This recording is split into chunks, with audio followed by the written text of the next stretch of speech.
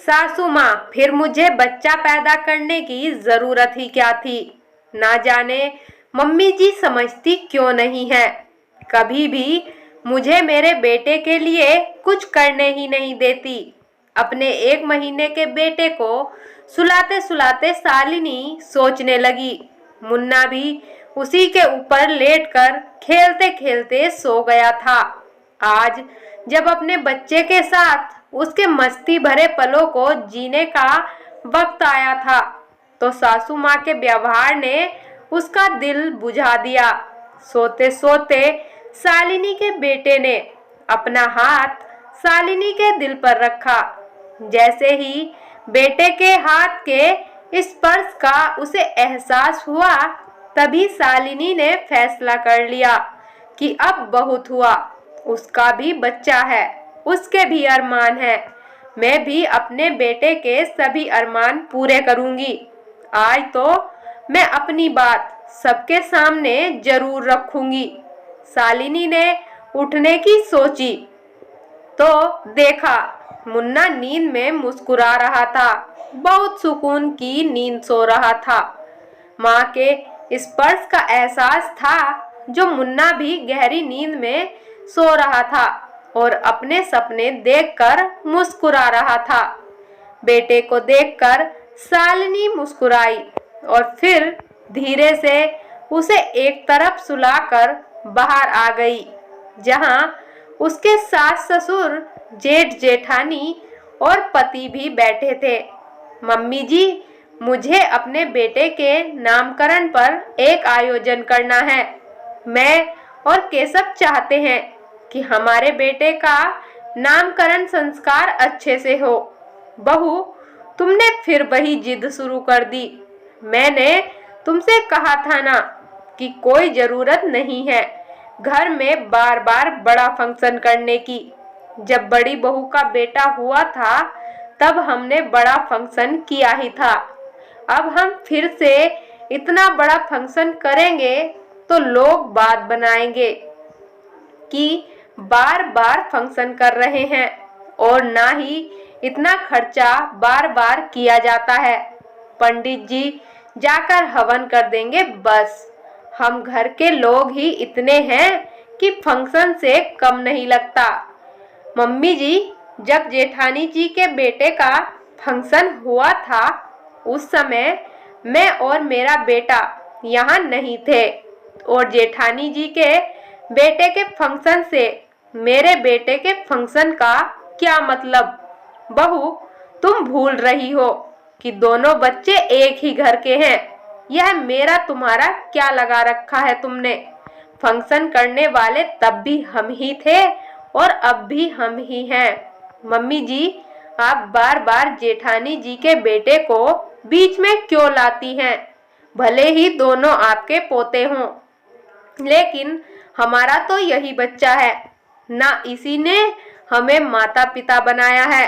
अगर मैं इसके लिए कुछ नए कपड़े या खिलौने लेना चाहती हूँ तो आप कह देती हो कि आदित्य के कपड़े खिलौने रखे हैं, वही यह भी पहन लेगा। मैं यह नहीं कहती कि अपने बड़े भाई के कपड़े पहनने से मेरे बेटे को कोई दिक्कत है, लेकिन उसे नया पहनाने का मेरा भी तो मन होता होगा ना।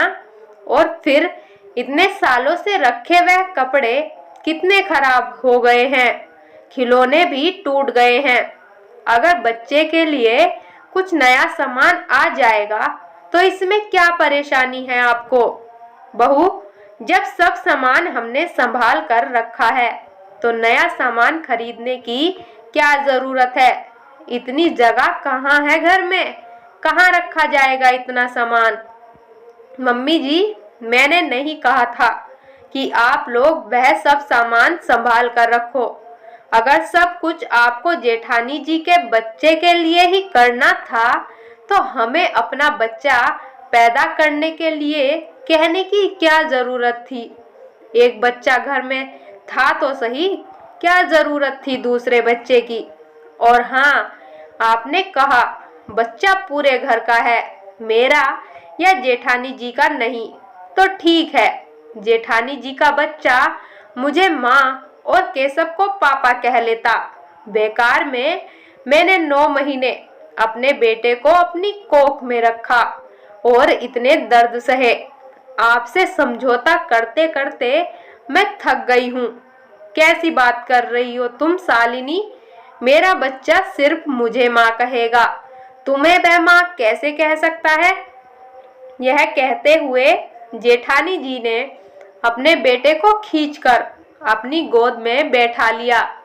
तो शालिनी ने कहा, वैसे ही जेठानी जी, जैसे आपके बच्चे के नामकरण संस्कार में मेरे बच्चे का नामकरण संस्कार भी हो गया।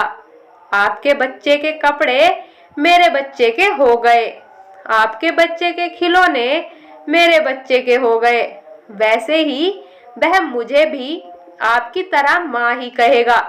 शालिनी की बात सुनकर सब चुप हो गए।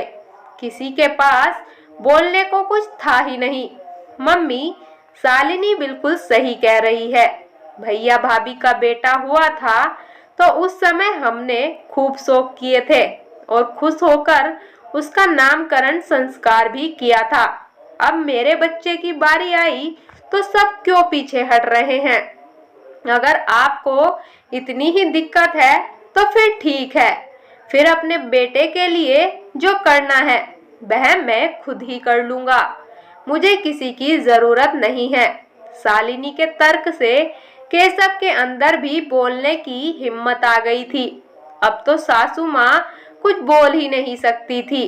अब फंक्शन करने के लिए उनकी इजाजत नहीं लेनी थी, केवल उन्हें बताना था कि नामकरण संस्कार कब होगा। शालिनी ने भी अपने बेटे के कपड़ों में से वह पुराने कपड़े अलग कर दिए थे, ये सोचकर कि बहुत दिन हो गए उसे पुराने कपड़े पहनते हुए। अब एक माँ का दिल ये बोल ही उठा था